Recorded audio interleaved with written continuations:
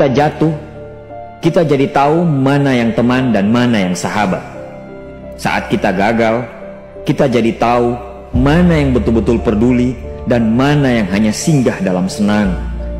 Saat kita tidak punya apa-apa, kita jadi bijak mengenal mana yang tulus dan mana yang bulus. Saat kamu sukses, kaya, dan lagi di atas dalam proses kehidupan, semua orang akan memuji, semua orang akan menyanjung, bahkan semua orang akan mengaku kalau dia ikut berperan dalam suksesmu. Tapi pada saat kamu jatuh, pujian itu akan berubah menjadi hinaan, sanjungan itu akan berubah menjadi cacian. Semua orang tidak akan pernah menganggapmu ada. Percayalah, saat gagal, semuanya menjadi gelap. Kamu akan ditinggalkan, dan kamu seperti ilalang kering di padang tandus. Tapi saat gagal itulah Tuhan akan menunjukkan siapa yang setia dan siapa yang tidak setia.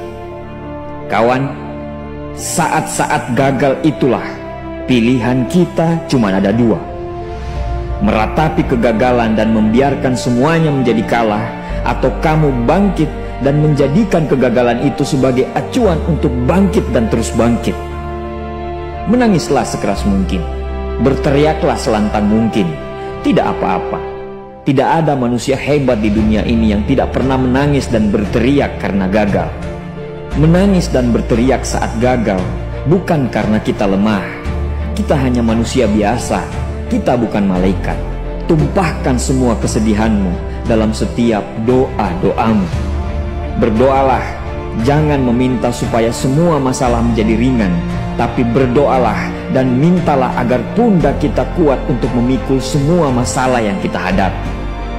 Ketahuilah, Tuhan menciptakan masalah selalu beserta solusinya.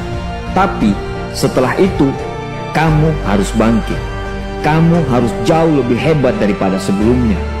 Kegagalan adalah guru terbaik yang akan mengajarkan kita untuk bangkit kembali dan mengetahui hal mana yang perlu kita hindari di kemudian hari. Ketahuilah, anak panah akan melesat jauh ke depan jika sebelumnya ditarik jauh ke belakang. Sama, kesuksesan yang luar biasa pasti diraih setelah mengalami kegagalan yang teramat dalam.